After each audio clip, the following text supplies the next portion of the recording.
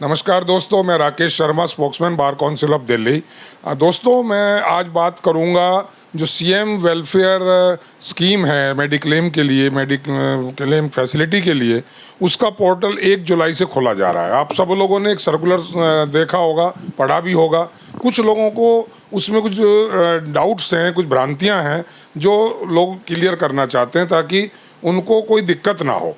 तो इस बारे में मैं क्लैरिटी के साथ आपको सब चीज़ें बता पाऊँ, इसलिए मैं आज बार काउंसिल ऑफ दिल्ली के वाइस चेयरमैन एडवोकेट संजीव नशियार जी के साथ मैं आपसे बातचीत कराऊंगा। संजीव जी, आपका बहुत बहुत वेलकम है हमारे इस चैनल पर, जो ओनली फॉर एडवोकेट्स है, जो एडवोकेट के वेलफेयर के लिए जैसे आप लगे हैं, तो ये चैनल भी एडवोकेट के वेलफेयर के लिए लगा है। तो मैं सीधा सवाल पर यह आता हूँ, ये जो पोर्टल खुला है इसके बारे में आप थोड़ा एक ब्रीफ बताएं कि what is this and what for this.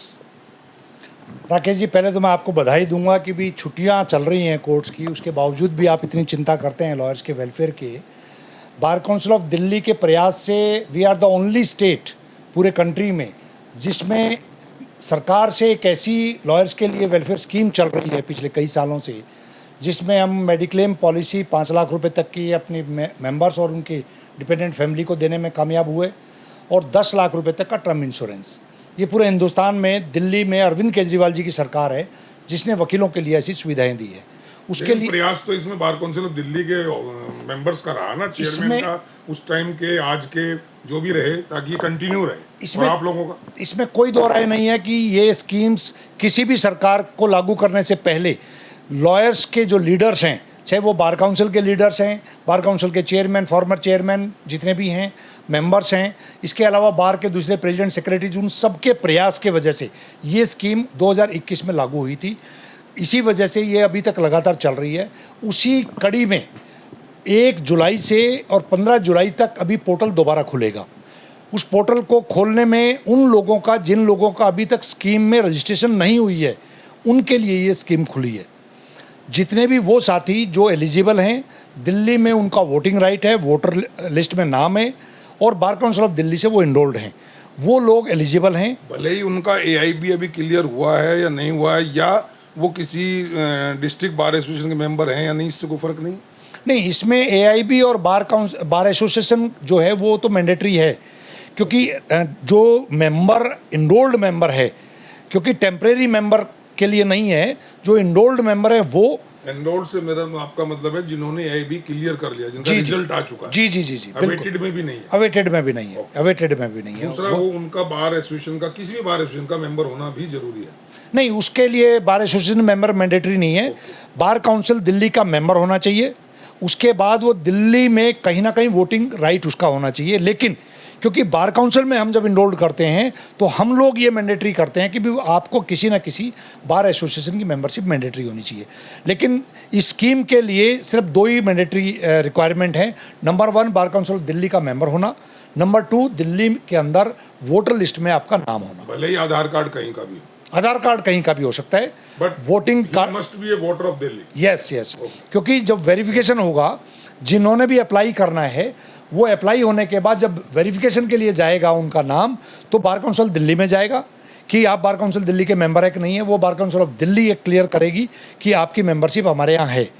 दूसरा जाएगा इलेक्शन कमीशन ऑफ इंडिया के पास, स्टेट कमीशन के पास, वो वेरीफाई करेंगे कि हाँ, ये मेंबर दिल्ली में इनका वोटिंग राइट है। तो ये जो स्कीम है, सपोज 1 से लेकर 15 जुलाई तक ओपन हुआ है पोर्टल, और सपोज किसी एडवोकेट ने अपना 1 जुलाई को अपना उसमें अप्लाई कर दिया, तो क्या वो एंटाइटल होगा इसकी स्कीम के बेनिफिट का उसी के अप्लाई करने के बाद, या उसमें टाइम लगेगा? अभी जिन लोगों को रिन्यूअल हुआ है 15 मई से, उन लोगों की लिस्ट ऑलरेडी आ चुकी है। अब जो रजिस्ट्रेशन होगा, फॉर एग्जांपल 10,000 मेंबर अप्लाई करते हैं उसके अंदर, तो वो 10,000 का जो वेरिफिकेशन हो जाएगा बार काउंसिल से और स्टेट जो इलेक्शन कमीशन है उससे, उसके बाद गवर्नमेंट टेंडर देके, और उसकी डेट, नई डेट आएगी। कोई भी डेट आ सकती है, वो 1 महीने के अंदर भी वो लागू हो सकती है स्कीम। अभी टाइम फ्रेम उसका लिमिटेशन नहीं बांधी है? नहीं, वो लिमिटेशन इसलिए नहीं हो सकती है कि जो रजिस्ट्रेशन के नंबर्स आएंगे, वो जब दोनों जगह से वेरीफाई हो जाएंगे तो वो उसकी टेंडरिंग होगी। तो वो टेंटेटिव मेरे को ऐसा लगता है कि शायद सितंबर तक उनकी स्कीम लागू हो जाएगी। बट अक्सर ऐसा देखा गया है कि जो टाइम फ्रेम दिया जाता है, जैसे 1 जुलाई से 15 जुलाई तक का दिया गया है, तो अक्सर उसको एक्सटेंड करते हैं, जो और डिले करेगा उस प्रोसेस को। तो इस बार भी ऐसा प्रयास कुछ हो रहा है डिस्ट्रिक्ट बार एसोसिएशन से कि इसको एक्सटेंड करने की जरूरत ना पड़े और जो जो लोग इसमें बेनिफिट लेना चाहते हैं ले लें। ये तो राकेश जी, मैं आपके चैनल के माध्यम से सभी दोस्तों को रिक्वेस्ट करूंगा, जितने भी इस चैनल को वॉच करते हैं और सुनते हैं, और बाकी बार के लीडर्स जो चुनाव भी लड़ रहे हैं, मैं उनको भी अपील करूंगा कि हम 15 जुलाई तक मैक्सिमम दोस्तों को जो एलिजिबल इसके अंदर रजिस्टर्ड होना चाहते हैं उनको 15 दिन के अंदर ही, क्योंकि 15 दिन का समय कोई कम समय नहीं है, लेकिन जनरली ये रिक्वेस्ट आती है बार एसोसिएशंस की, लीडर्स की, कि जी अब टाइम बढ़वा दो, आप 1 वीक और आगे बढ़वा दो। वो हम लोगों को बार के मेंबर्स के इंटरेस्ट में ही बढ़वानी पड़ती है। अगर हमारे मेंबर्स 15 दिन के अंदर अगर इसको अप्लाई कर देंगे तो स्वाभाविक है वो हम लोगों के लिए इस स्कीम को जल्द से जल्द लागू करवाने में मदद करेगी। बिल्कुल ठीक। दूसरा, जिन लोगों ने ऑलरेडी जो रजिस्टर्ड हैं इसमें वेलफेयर स्कीम में, सपोज मैं हूं, मैंने पिछले साल 15 मई तक अपना कर दिया, तो क्या ऐसे लोगों को कुछ करना है इसमें? नहीं, जो ऑलरेडी रजिस्टर्ड हैं, जो स्कीम का पार्ट हैं, उनको दोबारा अप्लाई करने की कोई ज़रूरत नहीं है। इसमें बिल्कुल वो बेफिक्र रहें, ऐसा कोई उसमें नहीं। बिल्कुल निश्चिंत रहें, उनकी स्कीम ऑलरेडी अगली 15 मई 2025 तक एलिजिबल हैं, वो उनके उस स्कीम के अंदर कवर हैं, उनको दोबारा रजिस्ट्रेशन की जरूरत नहीं है। सपोज इस स्कीम में जो 1 टू 15 जुलाई तक जिन्होंने अप्लाई किया और उनका एक लिस्ट तैयार हुई, और सपोज वो लिस्ट 30 सितंबर को आई या 30 अगस्त को आई, कोई भी एक डेट आ सकती है, तो क्या उनको उसी दिन से बेनिफिट स्टार्ट हो जाएगा? उनकी वो जो ईयर होगा वो काउंट 15 मई होगा या 30 मई से 30 मई 2025 हो जाएगा? नहीं नहीं, वो जिस दिन से भी लागू हो, उसकी एक्सपायरी जो डेट है कंप्लीट होने की, वो सिमिलर रहेगी 15 मई 2025। जो इनिशियल रही है जो सभी की वो रहेगी। बाकी लोगों की जो 15 मई तक है, जो लोग बीच में रजिस्टर्ड होंगे और उनकी स्कीम का पार्ट बनेंगे, तो वो ठीक 15 मई 2025 तक जो डेट है उसी तक उनको बेनिफिट मिलेगा। ओके। एक और चीज आती है कि सपोज हस्बैंड एंड वाइफ दोनों एडवोकेट्स हैं और दोनों ही भरते हैं, तो क्या दोनों अलग अलग एंटाइटलमेंट लेंगे या एक ही एंटाइटलमेंट 5 लाख ही मिलेगा दोनों को मिलाकर? नहीं, इसमें जनरली क्या है कि जैसे ही आप रजिस्टर्ड करेंगे तो अपने स्पाउस का आपको डिक्लेयर करना पड़ता है, और स्पाउस भी एडवोकेट है और वो भी क्योंकि इंटाइटल्ड है, तो वो एक ही स्कीम का पार्ट रहेंगे, उनको दोनों को अलग अलग नहीं मिलेगी, डबल बेनिफिट नहीं मिलेगा। तो क्या उसको मेंशन करना पड़ेगा कि इनका एनरोलमेंट नंबर ये है, ये मेरे स्पाउस हैं, मेरी मिसेज हैं या मेरे हस्बैंड हैं, उनको ये कंपलसरी है? एक सर्कुलर में देख रहा था, उसमें लिखा था कि आपको देना पड़ेगा। नहीं, स्पाउस के बारे में तो उसमें डिस्क्लोज करना है कि आपके स्पाउस जो हाउसवाइफ हैं या वर्किंग हैं या एडवोकेट हैं या कोई सर्विस में हैं, तो वो तो डिस्क्लोज करना ही पड़ेगा, क्योंकि उस स्कीम के अंदर जो मैंडेटरी इन्फॉर्मेशन है वो तो आपको देना पड़ेगा। इसमें ये भी है कि जो 25 साल तक के आपके 2 बच्चे हैं वो भी एंटाइटल्ड। हाँ, डिपेंडेंट। सपोज किसी एडवोकेट का बच्चा भी 23 साल का है या 24 साल का है और वो एडवोकेट है, तो इस स्कीम का फायदा उसको डबल मिलेगा या वो अपना भरेगा और फादर अपना अलग भरेगा? नहीं, उसमें राकेश जी क्या है कि जैसे ही आप एज एप्लीकेंट उसमें अपने आप को रजिस्ट्रेशन के लिए जाते हैं, तो आपको डिपेंडेंट चिल्ड्रन डिक्लेयर करने हैं। वो मैंडेटरी नहीं है कि आपके 2 बच्चे हैं और 25 से कम हैं तो वो आपको डिक्लेयर ही करने हैं। मेरे बच्चे 22 साल के हैं, मैं उसको डिपेंडेंट नहीं मानता हूँ, वो इंडिपेंडेंट हैं। अगर मेरा बच्चा 23 साल का है और वो एडवोकेट बन गया है तो आप उसको इंडिपेंडेंट ट्रीट करेंगे, तो डिपेंडेंट शो नहीं करेंगे। अगर आप डिपेंडेंट शो करेंगे तो फिर आपको इंडिपेंडेंट बेनिफिट नहीं मिलेगा उस स्कीम का। अगर आप उसको इंडिपेंडेंट शो कर देते हैं तो वो सेपरेट उसकी आइडेंटिटी जो है उसके तहत उसको बेनिफिट डबल भी मिल सकता है। उसको भरना पड़ेगा इसमें कहीं कि मेरे फादर एडवोकेट हैं या मेरी मदर एडवोकेट? नहीं, पेरेंट्स के बारे में ऐसा कोई क्लॉज नहीं है, सिर्फ स्पाउस के बारे में है, डिपेंडेंट चाइल्ड के बारे में है। बाकी अगर मैं एप्लीकेंट हूँ तो मेरे को अपने पेरेंट्स के बारे में कुछ ऐसा डिस्क्लोज करने की कोई मैंडेटरी, भले ही वो एडवोकेट भी, हाँ कोई एडवोकेट हो चाहिए, उससे कोई फर्क नहीं। एक और सवाल उठता है जो लोग बार बार पूछते हैं, सपोज मैंने अपना कोई मेडिक्लेम पॉलिसी ले रखी है, अक्सर लोगों ने ले रखी है, तो मैं इधर से भी वेलफेयर के भी इसमें आ गया, सीएम वेलफेयर स्कीम में भी आ गया, मेरी 5 लाख की अपनी पर्सनल मेडिक्लेम है, तो अगर वो मेरी 5 लाख की पर्सनल मेडिक्लेम फैसिलिटी मेरे पास है, तो क्या मैं वो प्लस सीएम वेलफेयर स्कीम का दोनों का बेनिफिट ले पाऊंगा या एक का ही ले पाऊंगा? नहीं, दोनों का ले सकते हैं। 2 इंडिपेंडेंट स्कीम होने का मतलब ये है कि अगर आपको 5 लाख रुपए तक की ज़रूरत है और 5 लाख तक का बिल आपका रेज होता है तो आप एक पॉलिसी को यूज़ कर सकते हो। कल को आपको 7 लाख की ज़रूरत है तो आप दूसरी पॉलिसी यूज़ कर सकते हो। सीएम वेलफेयर स्कीम में अपने कोई ऑब्स्टेकल नहीं है कोई उसमें ऑब्स्टेकल कि नहीं, आपको अगर एक स्कीम आपने रखी है तो आप इसके एंटाइटल नहीं है। नहीं कोई ऑब्स्टेकल नहीं है। ओके। दूसरा, ये जो स्कीम है जो 5 लाख की है, इसमें ये कैशलेस है, इसका सिस्टम क्या रहेगा? मान लो मैं इस स्कीम का एक मेंबर हूँ, जो मैं एलिजिबल हूँ, तो मेरे को ज़रूरत पड़ गई, मैं हॉस्पिटल जाता हूँ, तो मुझे क्या करना पड़ेगा? सर कंप्लीटली कैशलेस स्कीम है ये।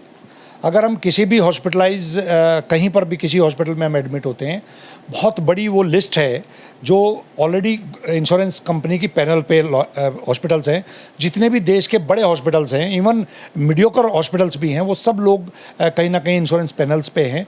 उनमें जैसे ही आप एडमिट होते हैं तो आपकी प्री डिजीज़ भी कवर है इसमें। सबसे अच्छी बात इस स्कीम की ये है कि बहुत सारी प्राइवेट पॉलिसीज़ के अंदर ये दिक्कत है कि आपको अगर 5 साल स्कीम पुरानी नहीं है तो आपको ये डिजीज़ कवर नहीं है। इसमें everything is covered by this policy और आपको कैशलेस है। जैसे ही आपका एडमिशन होगा वैसे ही उस स्कीम का बेनिफिट आपको 100% मिलेगा। जैसे स्पेशली फॉर लेडीज मैटरनिटी का जो सिस्टम है, तो उसमें during the delivery of baby जो ये स्कीम में आता है? बिल्कुल उसमें कवर होता है, लेकिन उसमें अमाउंट की एक कैप है 50,000 रुपीज़ तक। मैटरनिटी अगर मान लो डिलीवरी का कोई केस है तो 50,000 रुपये तक की स्कीम के अंदर कवर है। अगर 50,000 रुपये से ज़्यादा का बिल है तो आपको पे करना पड़ेगा, अदरवाइज 50,000 रुपीज़ का इंश्योरेंस में कवर है।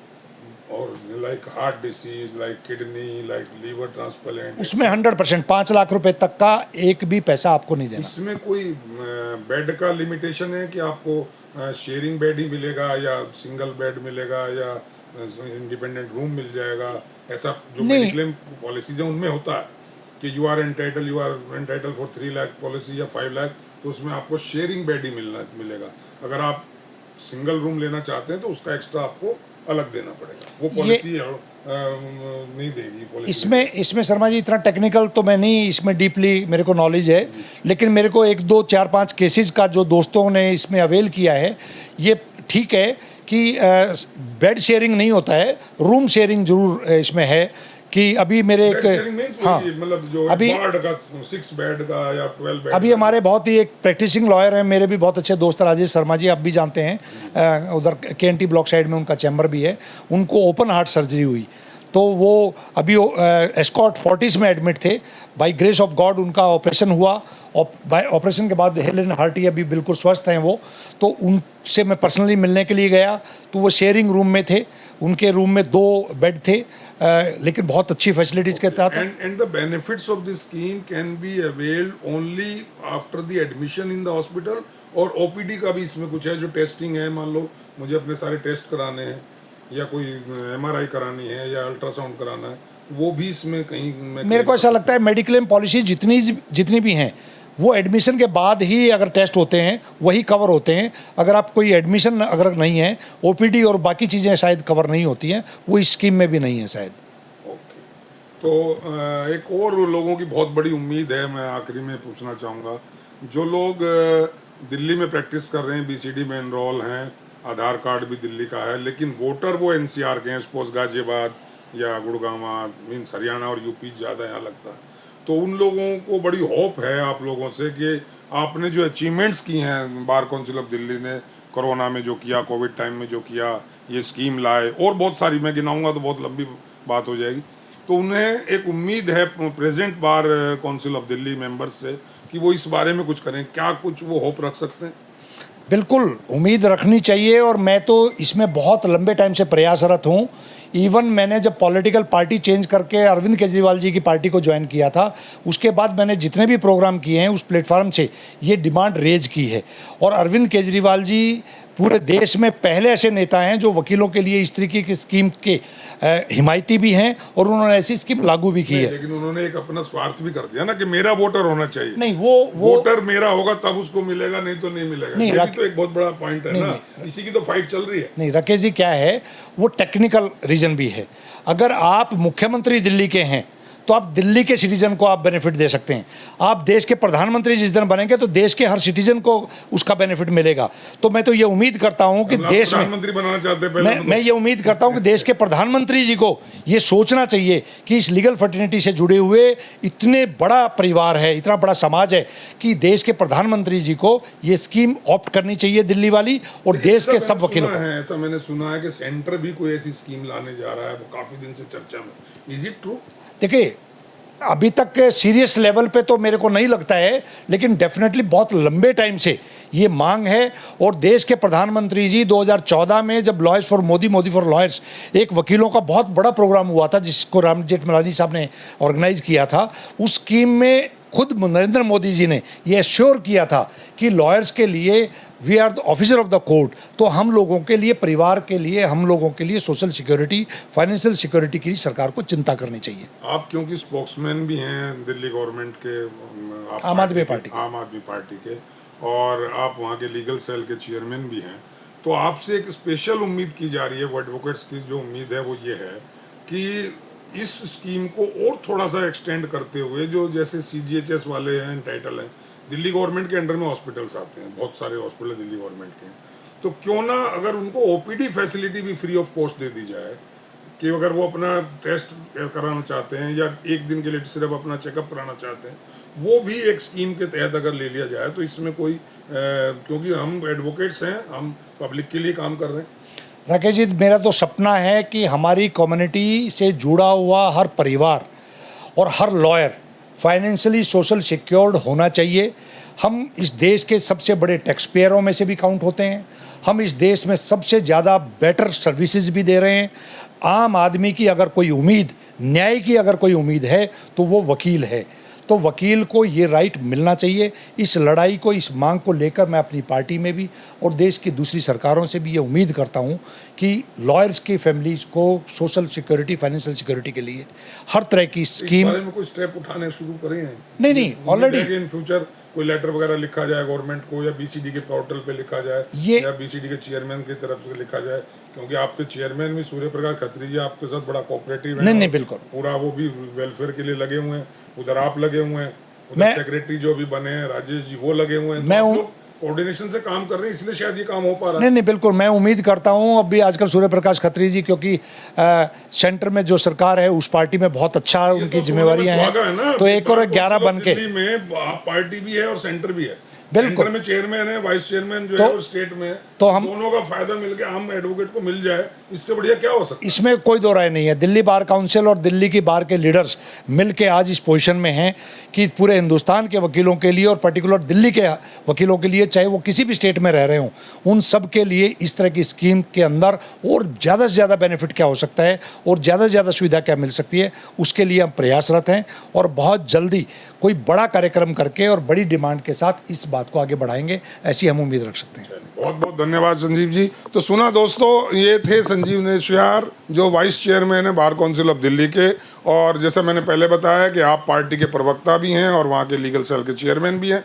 इनसे बहुत सारी उम्मीद हैं, और एक बहुत बढ़िया खूबसूरत बात इन्होंने जो बताई और जो फैक्ट भी है कि ये वाइस चेयरमैन होने के साथ साथ आप पार्टी में हैं जो दिल्ली गवर्नमेंट चला रही है, और हमारे जो चेयरमैन हैं सूर्य प्रकाश खत्री जी, वो सेंट्रल गवर्नमेंट को सपोर्ट कर रहे हैं, मींस BJP को सपोर्ट कर रहे हैं। तो दोनों मतलब तरफ हमारा एक अस्तित्व है, दोनों तरफ पकड़ है, और इस पकड़ को कितनी मजबूती के साथ एडवोकेट के वेलफेयर्स के लिए इस्तेमाल किया जाएगा, ये समय बताएगा। दोस्तों, आपको इस बारे में कोई क्वेरी हो, आप बार काउंसिल ऑफ दिल्ली के मेंबर से पूछ सकते हैं, आप इस चैनल के माध्यम से हमसे पूछ सकते हैं, ताकि हम आपकी बात को, अगर कोई हमसे नहीं उसका सॉल्यूशन निकल रहा है तो उनसे पूछ के आपको बताएं। आपको परेशान होने की कतई ज़रूरत नहीं है, किसी वहम में रहने की ज़रूरत नहीं है, किसी अफवाह में जाने की ज़रूरत नहीं है। Bar council of Delhi is dedicated for the welfare of all advocates and all under BCD। तो दोस्तों, आज के लिए इतना ही। Thank you very much. जय हिंद।